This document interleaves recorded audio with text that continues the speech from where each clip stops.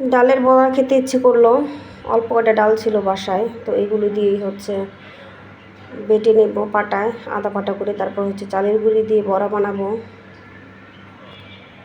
রসুন বেটে নিচ্ছি। কাঁচা পেঁপে দিয়ে তরকারি রান্না করব ডিম দিয়ে। তো পেঁপেগুলো কেটে ধুয়ে সুন্দর করে সিদ্ধ বসিয়ে দিলাম, হালকা ভাপ দিয়ে পানি ফেলে দিয়ে তারপরে ধুয়ে রান্না করব।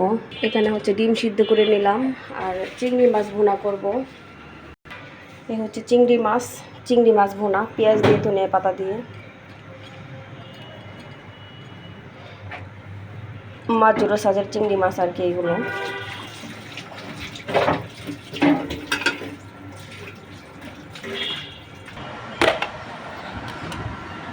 পেঁপে কাটার পরে দেখলাম এখানে হালকা লাল হয়ে গিয়েছে পেঁপে। তো এই পেঁপেগুলো কাঁচা চিবিয়ে খেতে ভালো লাগে, তো আমি তো খেতে পারবো না, তো আমার হাজব্যান্ডকে দিব এটা খেতে। সে অনেক পছন্দ করে হালকা পাকা পেঁপে, তো এটা খাওয়া হবে। আর এখানে ধনিয়া পাতা, লম্বা যে ধনিয়া পাতাটা, সেটা চিংড়ি ভুনায় দিব। আর এখানে আদা বাটা, ডালের বড়া বানাবো। খুবই ডালের বড়া খেতে ইচ্ছে করলো। আর এখানে কালো জিরা, এটা আজকে ভর্তা বানাবো না,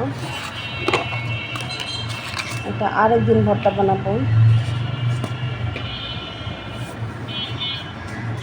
এখন যেহেতু গ্যাস থাকবে না বাসায়, তাই আর কি ঝটপট করে তাড়াহুড়া করে রান্না করতেছিলাম। তো যখন গ্যাস আসবে তখন আবার এই কালো জিরাগুলো ভর্তা বানাবো। আর এখন প্রচণ্ড গরম পড়ছে আজকে, বাইরে অনেক রোদ, তার জন্য ঝটপট আর কি রান্না করে দিচ্ছি। এক ভাত আর তরকারি, আর চিংড়ি মাছ ভুনা করতেছি রাতের জন্য আর কি। বারবার চুলার পার যায় রান্না বান্না করতে ভালো লাগে না। আর এই জিনিসগুলো তো খেতে মজাই লাগে, কিন্তু এগুলা আজকে 7 দিন যাবত আমি কালো জিরাগুলা বসে বসে বাইসে শেষ করছি। একদম ফ্রেশ, এখন কোনো ধুলো বালি, কোনো ময়লা, কোনো কিছু নাই। এইগুলো খেতে যেমনটা মজা, তেমন ভাজো, বাসো, ভর্তা বানাও, অনেক কষ্ট লাগে আর কি এগুলাই করতে। কিন্তু দেখেন একদম পরিষ্কার করে বেছে নিয়েছি, শুধু কালো জিরা, এখানে কোনো বেশি কোনো ময়লা নাই। এই তো কালো জিরা ভর্তা খাবো। প্রচণ্ড ঠান্ডা লাগছে, একদম ঠান্ডায় মাথা ব্যথা। জালের বাসায় গিয়েছিলাম কালকে, কাঁচা তেঁতুল, তারপর পাকা তেঁতুল, এগুলো নিয়ে আসছে ওদের ওখান থেকে। তো ওগুলাই খাইছিলাম কিছু রাতে, খাওয়ার পরে তো একদম দাঁত একদম টক হয়ে আছে। তারপরও মাথাটা একটু পাতলা হয়েছে টক খাওয়ার পরে।